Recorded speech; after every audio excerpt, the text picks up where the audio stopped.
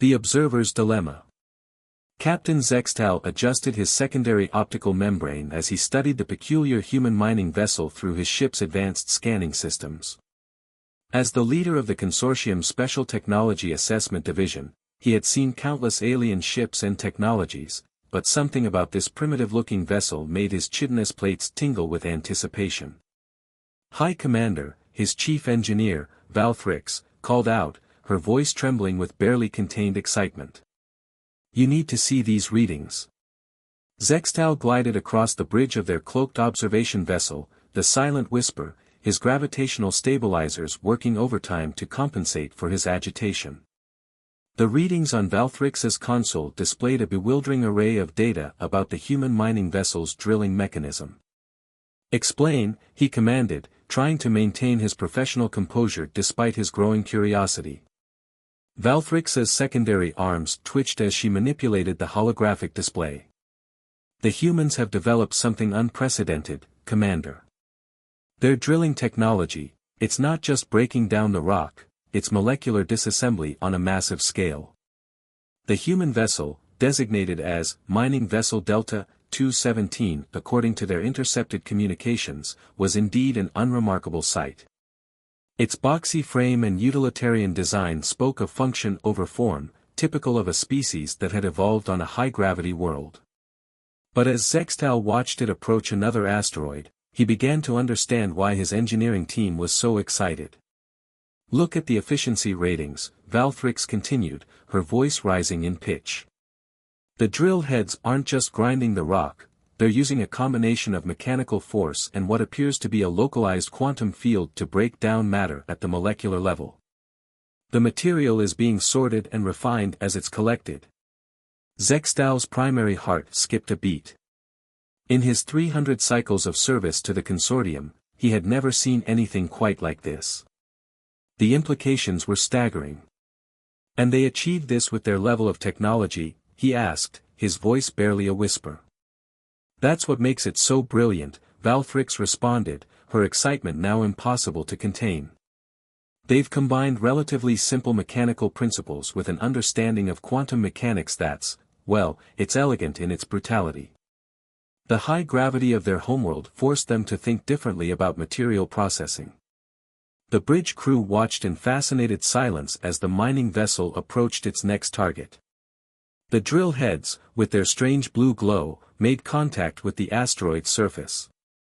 Within moments, the rock began to dissolve into a stream of precisely sorted particles, each being directed into different storage compartments through an intricate system of magnetic fields and gravity manipulators. "Copy everything," Zextal ordered. "Every scan, every reading. The consortium needs to." His orders were cut short by a sharp alarm from the tactical station. "Commander. Multiple ships entering the system." Zextal's blood ran cold as the tactical display updated. The new arrivals weren't consortium vessels, they were Ramai warships, the dreaded pirates of the Outer Rim. Their elongated, predatory shapes emerged from faster-than-light travel like sharks entering a feeding ground. "Maintain cloak," Zextal ordered, his professional training taking over. "Tactical analysis." The tactical officer, a young consortium member named Crix, reported quickly. 3 Ramai heavy cruisers, Commander. They're running with weapons hot. They're heading straight for the mining vessel and the station." Zextal felt his plates contract with tension. The consortium's mission was to observe and analyze, not to interfere. But as he watched the Ramai ships approach the seemingly defenseless human vessel, he couldn't help but feel a sense of impending doom, though for whom, he wasn't yet sure. "Should we warn them?" Valthrix asked, her voice low. Zextal shook his head slowly. "Our mission parameters are clear. We observe. We analyze. We do not interfere." The bridge crew watched in tense silence as the drama unfolded before them. The human mining vessel had stopped its operations, hanging motionless in space as the Ramai cruisers approached. The station behind it seemed equally still, though Zextal's enhanced vision caught glimpses of movement, panels shifting, mechanisms aligning. Commander, Crix called out, his voice tight with concern. The mining vessel, it's powering up its engines. Escape attempt? Zextal asked, though something in his gut told him otherwise. No, sir. It's turning to face the Ramai ships. The bridge crew watched in disbelief as the small mining vessel, not even a tenth the size of the smallest Ramai cruiser, oriented itself toward the incoming threats. Its drill heads began to spin, the blue glow intensifying. They can't be serious, Valthrix whispered. Those drills, they wouldn't. But Zextal had already made the connection, and his primary heart nearly stopped. Those drills can break down matter at the molecular level, he said, his voice filled with horror and amazement. And the Ramai ships are made of matter. What happened next would change the galaxy's understanding of humanity forever. The mining vessel accelerated toward the lead Ramai cruiser, its drill heads spinning at full power. The pirates, perhaps too confused by the strange behavior to react properly, opened fire too late. The few shots that connected with the mining vessel seemed to dissipate against some kind of specialized shielding, likely designed to protect against debris during normal operations. Then the drills made contact with the Ramai ship's hull. The sound that came across their audio pickups was unlike anything Zextal had ever heard, a screech of metal being unmade at the molecular level. The drills, designed to break down and process dense asteroid rock, tore through the warship's armor like it was made of foam. In seconds, they had created a massive hole in the ship's bow, and the mining vessel disappeared inside. By the first light, Valthrix breathed, her hands shaking as she recorded everything. They're using a mining ship as a weapon of war. The Ramai ship's internal atmosphere vented violently into space, carrying with it debris, cargo, and bodies. The mining vessel emerged from the other side of the ship moments later, its cargo holds noticeably fuller. They're not just destroying the ship, Crix realized aloud. They're mining it. Processing it. Just like an asteroid. The remaining Ramai cruisers began to turn, attempting to flee, but the mining vessel was already moving toward its next target. From the station behind it, several more vessels emerged, similar mining ships, each with their drill heads spinning up to full power. Zextal watched in fascinated horror as the human mining fleet tore into the Ramai ships with terrible efficiency. Each vessel was systematically reduced to its component materials, processed, and stored, just another resource to be harvested. Send a priority message to the consortium, Zextal ordered, his voice barely steady. Tell them we've greatly underestimated the humans' potential for adaptation. And their capacity for turning peaceful technology into weapons of war. As he watched the last Ramai ship being systematically dismantled, Zextal couldn't help but wonder, what other seemingly harmless human technologies might be hiding similar deadly potential. The galaxy, he realized, was about to become a much more interesting, and dangerous, place. Valthrix, he said quietly, prepare a full analysis of everything we've seen. The consortium needs to understand exactly what we're dealing with here. These humans, they're going to change everything. The engineering chief nodded, her fingers flying over her console as she compiled the data. Behind them, the human mining vessels returned to their station, their cargo holds full of processed Ramai ship components. The station's manufacturing arms began to move, and Zextal realized they were about to witness something else extraordinary, the birth of new ships, built from the remains of their enemies. The galaxy would indeed never be the same. The engineer's legacy. Dr. Sarah Chen stared at the holographic display floating above her desk in the cramped office of Mining Station Delta, her eyes reflecting the blue glow of the quantum drill schematics. 20 years of her life had gone into this technology, and now, watching the replay of their recent encounter with the Ramai pirates, she felt a complex mixture of pride and horror. Your father would be proud, Station Commander James Rodriguez said, stepping into her office. His weathered face bore the marks of decades in space, and his eyes carried the weight of their recent actions. He always said necessity would drive innovation. Sarah minimized the combat footage and brought up the original design documents. He designed these drills to save lives, Jim. To prevent miners from having to work in dangerous conditions. She traced her finger along the quantum field equations that had been her father's life's work. I don't think he ever imagined they'd be used like this. They saved lives today, Rodriguez countered, settling into the chair across from her desk. Just not in the way he planned. The station hummed around them as the automated systems continued processing the material salvaged from the Ramai ships. Sarah could feel the subtle vibrations through her desk, a rhythm she'd grown accustomed to over the years. Each tremor represented another component being manufactured, another piece of humanity's growing space infrastructure. Have you seen the latest reports from Earth?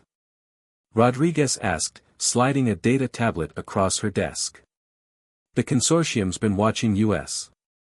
multiple observations of our mining operations over the past 6 months. Sarah picked up the tablet, scanning through the intelligence briefing. They're fascinated by the quantum drills, she noted, reading between the lines of the diplomatic reports.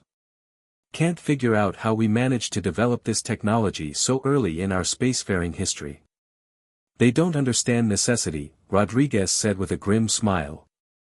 They evolved on low-gravity worlds, developed their technology gradually. They never had to solve the problems we did. Sarah nodded, remembering her father's endless nights in the laboratory, trying to solve the fundamental problem of efficient resource extraction under Earth's harsh conditions. The quantum drill had been born from that crucible of necessity, the need to process materials quickly and efficiently in an environment where traditional mining methods were too costly and dangerous. We've received word from Fleet Command, Rodriguez continued, his voice growing serious. They want us to begin full-scale production of combat-modified mining vessels. Sarah's head snapped up. They want to weaponize the technology deliberately. Sarah, it's already weaponized. We proved that today. The question now is whether we control that process or let it happen haphazardly. She stood up and walked to the observation window, watching as the station's manufacturing arms assembled another mining ship. The process had become so routine that it was easy to forget how miraculous it would seem to other species, the way the quantum-assisted manufacturing systems could break down and reassemble matter at the molecular level. Show me the combat telemetry again, she said finally. Rodriguez activated the holographic display, and the scene played out before them. The mining vessel, piloted by veteran miner turned impromptu warrior Mike O'Malley, executing a perfect approach vector toward the Ramai cruiser. The quantum drills, originally designed to break down asteroid material, proving equally effective against military-grade hull armor. The efficiency ratings are actually higher than standard mining operations, Sarah noted, her scientific curiosity temporarily overriding her moral concerns. The metallic alloys in their hull plating are more uniform than asteroid ore. The quantum field has less variance to account for. Which means we can process the materials more quickly, Rodriguez added. Turn their own ships into resources for our expansion. Sarah pulled up another display, this one showing the molecular analysis of the processed Ramai ship components. Their technology level is higher than ours in many areas, she observed. But they've never had to develop anything like the quantum drills. They've never needed to. That's our advantage, Rodriguez said. We solved problems they never had to face. Now those solutions give us capabilities they never imagined possible. An alert chimed on Sarah's console, another ship design request from Fleet Command. This one included specifications for enhanced quantum field generators, improved containment systems, and modified drill head configurations optimized for combat rather than mining. They're already adapting the technology, she murmured, scrolling through the technical requirements. Taking what we learned today and improving on it. That's what humans do, Rodriguez reminded her. We adapt. We survive. We take what works and make it better. Sarah began making notes on the design specifications, her mind already solving the engineering challenges. We'll need to modify the quantum field harmonics, she said, mostly to herself. Adjust the containment protocols for combat conditions. Maybe add a secondary field generator for redundancy. So you'll do it? Rodriguez asked, though he already knew the answer. My father designed these drills to protect miners, Sarah said, looking up from her work. To keep them safe while they did their jobs. If they can protect more than just miners now, well, I think he'd understand. She turned back to her designs, but paused for a moment. We'll need to upgrade the station's manufacturing capabilities. The current systems aren't optimized for military-grade components. Already approved, Rodriguez said, standing. Earth Command is sending additional resources and personnel. They want Mining Station Delta to become our first combined mining and military production facility. Sarah nodded, her fingers flying over the holographic interface as she refined the combat modifications. On her screen, the familiar form of the quantum drill began to evolve, its peaceful mining technology adapting to humanity's new reality. One more thing, Rodriguez said from the doorway. The Ramai survivors we captured. They're calling us world breakers now. They think we can tear apart planets with these drills. Sarah looked up, a hint of her father's determination in her eyes. We can't. Not yet. But if they keep attacking us, we might have to figure out how.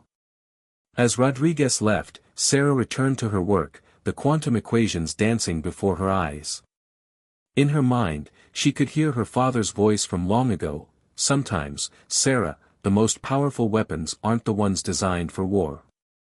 They're the tools we create to build a better world. She just hoped they were building that better world, not tearing apart the one they had. Outside her window, the station's manufacturing arms continued their endless dance, assembling ships that were no longer just mining vessels, but a statement to the galaxy: humanity would not be an easy target. They had survived their harsh cradle world by learning to adapt their tools to meet any challenge. And now the galaxy would have to adapt to them. The Pirates' Revelation. Grand Admiral Crosthole stood before the assembled War Council of the Ramai Confederacy, his cybernetically enhanced eye glowing a dangerous red as he replayed the destruction of his ships for the 20th time. The holographic display showed in brutal detail how the human mining vessels had torn through their advanced warships like they were made of paper. 3 of our most advanced cruisers, he growled, his voice carrying through the vast chamber of the Ramai flagship Eternal Darkness. Reduced to processed material in minutes by primitive mining equipment. The assembled Ramai lords shifted uncomfortably in their seats. For centuries, the Ramai Confederacy had been the terror of the Outer Rim, their superior technology and ruthless tactics making them feared throughout known space. Now, they faced something unprecedented. The humans don't just destroy our ships, Crosthole continued, zooming in on the footage. They harvest them. Process them. Turn our own technology against us. The Mining Station Delta, as they call it, used our own ship components to construct new vessels within hours of the battle. Lord Vex Nor, head of the Ramai Science Division, stepped forward. His traditional pirate's garb contrasted sharply with the advanced holographic interfaces surrounding him. We've analyzed the quantum drill technology they're using, he reported. It's elegant in its brutality. Their high-gravity homeworld forced them to think differently about material processing. Can we replicate it? Demanded Lady Yxtal, her scarred face illuminated by the holographic displays. Not easily, Vex Nor admitted. The principles are simple enough, but the implementation requires an intimate understanding of high-gravity engineering that we lack. Our attempts to reverse-engineer captured components have been unsuccessful. The council chamber erupted in angry murmurs. The Ramai had always prided themselves on their ability to steal and adapt others' technology. This was the first time they'd encountered something they couldn't simply take and replicate. There's more, Crosthole said, his cybernetic eye pulsing. Show them the intelligence reports. A new hologram appeared, showing multiple human mining stations across their territory, each now being converted into combined mining and military production facilities. The quantum drill technology was being rapidly adapted for combat purposes, with new vessel designs appearing almost daily. They're not just defending themselves anymore, Crosthall observed grimly. They're preparing for expansion. Surely the consortium will intervene, suggested one of the younger lords. They can't allow this level of technological disruption. Vexnor laughed bitterly. The consortium is fascinated by human innovation. Their observers are everywhere, studying and analyzing. They won't stop this, they want to see where it leads. Then we must strike now. Lady Yxtal declared, rising from her seat. Before they can fully militarize this technology. We still have superior numbers, superior. Superior numbers mean nothing, Crosthall interrupted, his voice cutting through the chamber like a blade. Watch. He played another recording, this one from a more recent encounter. A single human mining vessel, cornered by 5 Ramai destroyers, had turned to face its attackers. Instead of fighting, it had fired its quantum drills into a nearby asteroid. Within seconds, the massive rock had been reduced to a cloud of precisely controlled particles, which the vessel then used as a weapon, directing the stream of molecularly sharpened dust through the destroyers' hulls. They're not just using the drills as direct weapons anymore, Vexnor explained, his voice filled with reluctant admiration. They're weaponizing the very process of mining itself. Every asteroid field is now a potential ammunition depot. Every piece of space debris is a potential weapon. There must be weaknesses, Lady Yxtal insisted. No technology is perfect. The quantum fields require enormous energy, Vexnor acknowledged. And the drilling systems are vulnerable when they first engage with a target. But. He paused, bringing up more tactical data.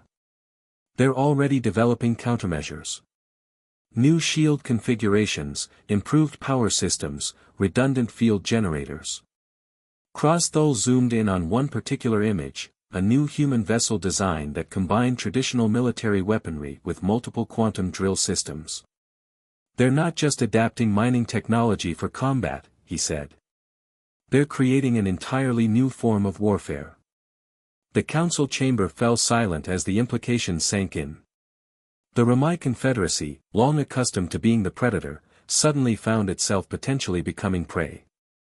We have 3 options, Crosthall finally declared. First, we can launch an all-out assault now, hoping to overwhelm them with sheer numbers before they can fully militarize their mining fleet. We would suffer devastating losses, and success would not be guaranteed. He paused, letting that sink in before continuing. Second, we can withdraw from human space entirely, cede them the territory they've claimed, and hope they don't expand further. Unacceptable, several lords shouted at once. The Ramai had never retreated from anyone. Or third, Crosthall said, his cybernetic eye glowing brighter, we adapt. Not by trying to copy their technology, but by changing how we fight. We find new tactics, new strategies. We evolve, as they have evolved. Lady Yxtal leaned forward. You have a specific proposal in mind. I do. Crosthall brought up a new set of tactical displays.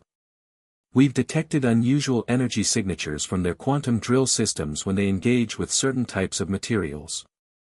If we can't match their technology, perhaps we can turn its principles against them. Vexnor studied the data, his eyes widening. You want to develop weapons specifically designed to disrupt their quantum fields. Precisely, Crosthall confirmed. Let them break down matter at the molecular level. We'll break down the quantum fields themselves. The council chamber filled with excited murmurs as the assembled lords began to see the possibilities. It would require a fundamental change in Ramai tactics, a complete rethinking of their traditional approach to combat. And what of the consortium? Someone asked. They're still watching, still analyzing. Crosthall's organic eye narrowed. Let them watch. Let them analyze. While they study the humans' innovation, we'll be innovating ourselves. The galaxy is changing, my lords. We can either change with it, or be processed into raw materials for someone else's evolution. The council chamber erupted in fierce debate, but Krosthul had already made his decision. He watched the replay of the human mining vessels one more time, his cybernetic eye recording every detail. The humans had survived their harsh homeworld by learning to adapt their tools to meet any challenge. Now the Ramai would have to do the same, or face extinction. As the council debated, automated systems throughout Ramai space began to shift their production priorities. New research facilities were activated, new weapon designs were drawn up, and new tactical doctrines were developed. The age of the quantum drill had begun, and with it, a new era of galactic warfare. The galaxy would never be the same, but then again, perhaps it never should have been. The diplomatic storm. High Counselor Vena Rilsaren stood at the center of the consortium's grand chamber, her crystalline form refracting the light from 1,000 different species representatives. The emergency session of the Galactic Consortium had been called after reports of a major battle between human mining vessels and a consortium peacekeeping fleet reached the capital. The footage you are about to see, she began, her voice resonating through the chamber, was captured 12 standard hours ago in the Rigel sector. The holographic display activated, showing a scene that caused many representatives to emit various signs of distress in their respective biological ways. A fleet of 5 human mining vessels, now clearly modified for combat, faced off against 7 consortium peacekeeping ships. The peacekeepers had been sent to enforce the newly established technological containment protocols that now lay in ruins along with their ships. As you can see, Vena continued, her crystalline structure dimming slightly in what her species considered a sign of grave concern, the humans did not simply destroy our vessels. They processed them, converted them into raw materials, and constructed new ships before leaving the sector. Ambassador Zan Lo of the Mechanoid Collective raised his articulated appendage. Our analysis indicates that the human quantum drill technology has advanced by approximately 47.3% since its first recorded military application. This rate of development is concerning. Concerning, thundered Representative Korth of the warrior clans, his massive form rising from his gravity-adjusted seat. It's catastrophic. These humans have turned simple mining equipment into the most potent weapon the galaxy has seen since the Crystalline Wars. Vena raised a faceted appendage for silence. The situation is indeed grave, but not beyond diplomatic resolution. We have received a communication from the human delegation. Their representative, Dr. Sarah Chen, has requested an audience with this council. The chamber erupted in a cacophony of protests, agreements, and various untranslatable expressions of emotion. Dr. Chen's name was now well known throughout the galaxy, the daughter of the quantum drill's inventor and the primary architect of its military applications. "Allow her to speak," came a quiet but firm voice. All attention turned to Elder YX of the Silicon Consciousness, one of the oldest members of the consortium. We must understand their perspective if we are to find a solution. The holographic display shifted, and Dr. Chen's image appeared before the council. She stood straight, wearing the formal uniform of the human Space Force, now adorned with symbols that merged mining and military insignias. Honorable representatives of the Galactic Consortium, she began, her voice clear and steady. I appear before you not to apologize, but to explain. The recent engagement in the Rigel sector was not an act of aggression, but one of self-defense. Your peacekeeping fleet demanded we cease all quantum drill operations and surrender our technology for containment. The containment protocols exist for the safety of all species. Representative Korth interjected. Safety. Chen's expression hardened. The quantum drill technology has revolutionized our mining operations, allowed us to establish colonies in previously uninhabitable systems, and yes, provided us with a means of defense against those who would see us subjugated. We will not surrender this technology. Vena moved forward, her crystalline form casting rainbow patterns across the chamber. Dr. Chen, surely you understand our concerns. The ability to break down matter at the molecular level, to process entire ships and their crews into raw materials, it violates numerous consortium conventions. Conventions written by species who evolved in environments far more forgiving than Earth, Chen countered. We developed this technology out of necessity. Its military applications were discovered only when we were attacked. Now, we find ourselves forced to defend not just our ships and colonies, but our right to technological self-determination. Ambassador Zan Lo's mechanical form hummed thoughtfully. Perhaps a compromise is possible.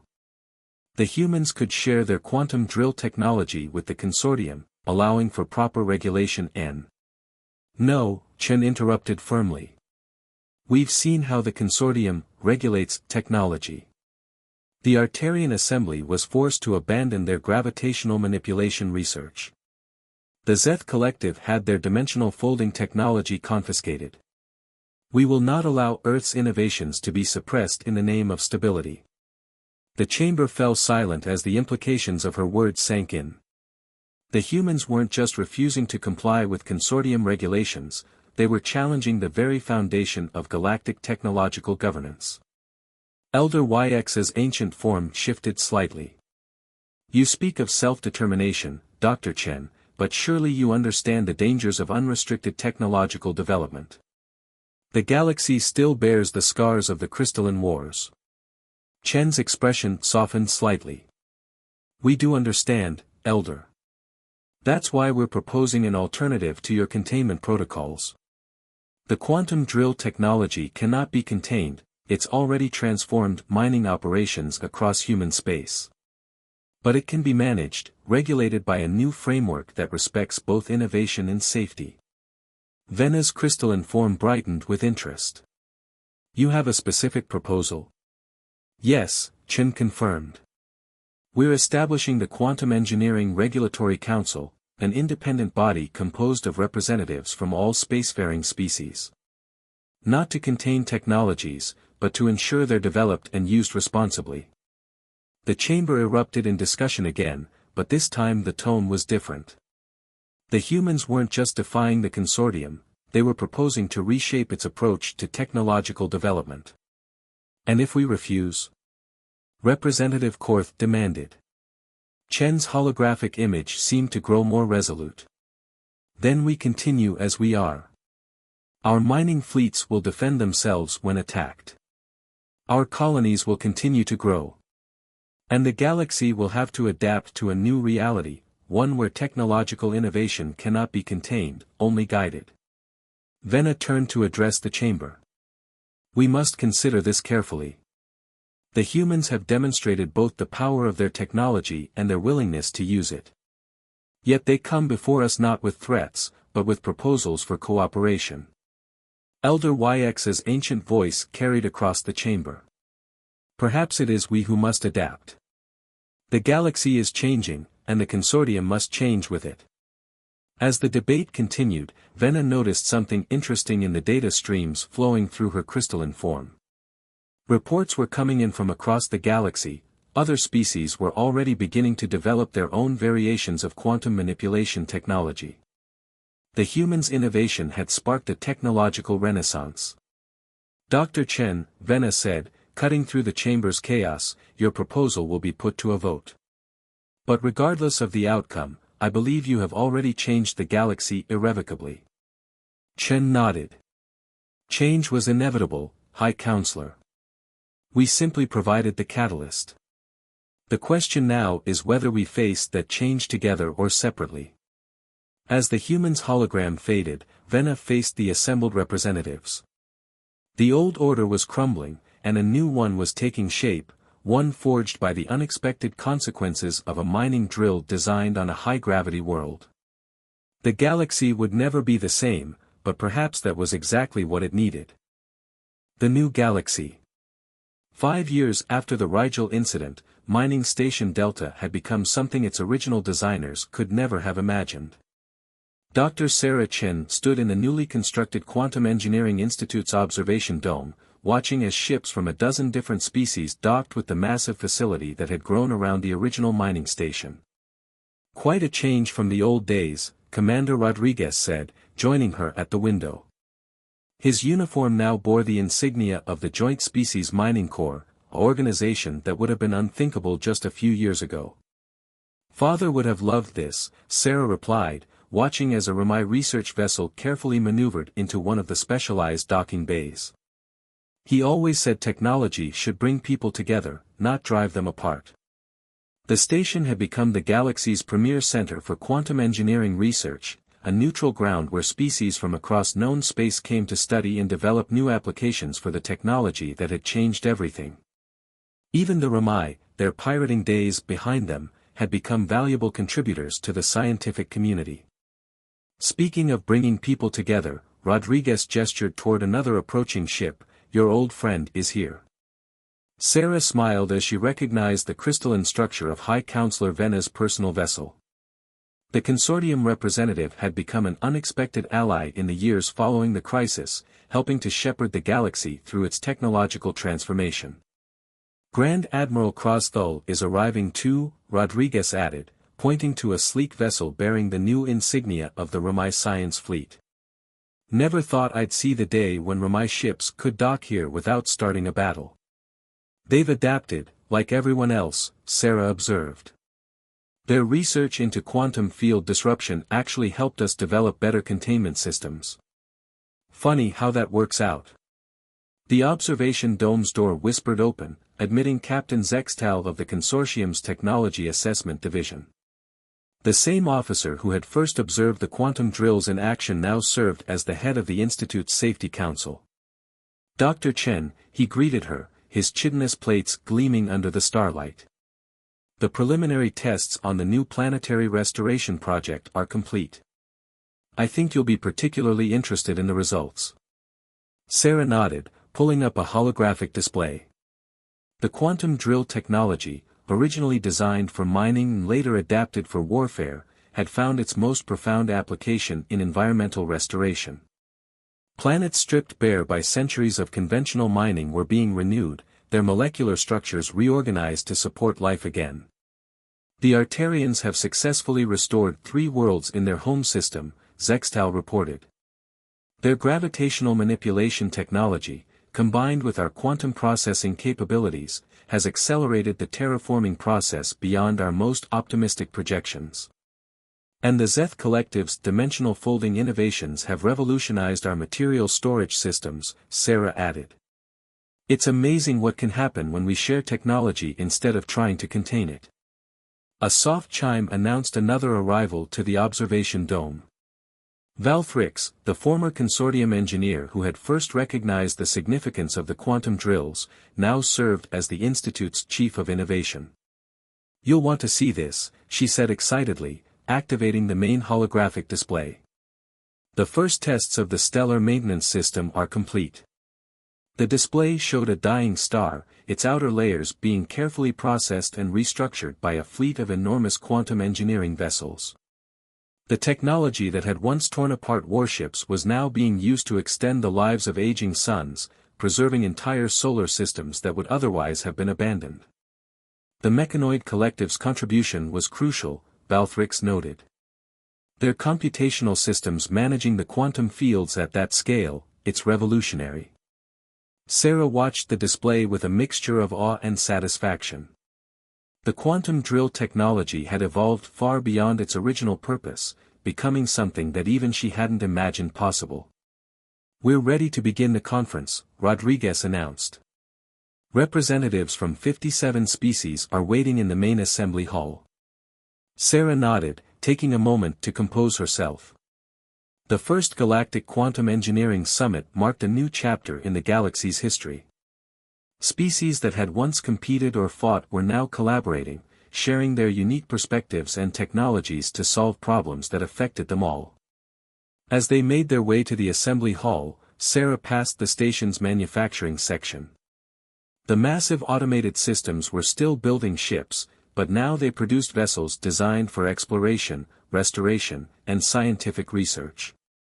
The quantum drills themselves had evolved, becoming more precise, more efficient, and more versatile than ever before.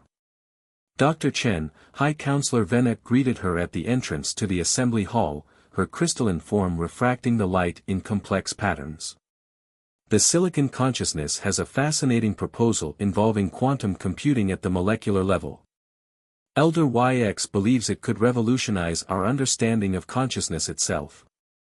And the warrior clans have developed new applications for construction in high-gravity environments, Grand Admiral Crosthul added, his cybernetic eye glowing with enthusiasm rather than hostility. Their experience with extreme conditions provides unique insights. Sarah smiled as she entered the assembly hall, seeing representatives from across the galaxy engaged in animated discussions. The quantum drill technology had indeed broken the galaxy, but it had broken old barriers, old prejudices, and old limitations. In their place, something new had emerged, a civilization united not by force or fear, but by shared innovation and purpose. Ready to make history again? Rodriguez asked quietly as they approached the podium. Sarah thought of her father, of the simple mining tool he had created to make life better for workers on Earth. That tool had transformed into something that changed the very fabric of galactic society. But in the end, it had fulfilled his deepest wish, bringing people together to build a better future. We already have, she replied, stepping forward to address the assembled representatives of a transformed galaxy. Now we're just deciding what to build next. Above the station, ships continued to arrive, each bringing new ideas, new perspectives, and new possibilities. The quantum drills still hummed their distinctive tone, but now they sang a song of creation rather than destruction, of renewal rather than exploitation. The galaxy had been broken, but like the materials processed by the quantum drills, it had been reconstructed into something stronger, more resilient, and more beautiful than before. As Sarah began her address to the assembled species, she knew that this was just the beginning. The age of isolation was over. The age of collaboration had begun. And somewhere, in the vast expanse of space, her father's spirit smiled at what his simple mining drill had helped create, a galaxy united by the very forces that had once threatened to tear it apart. The end.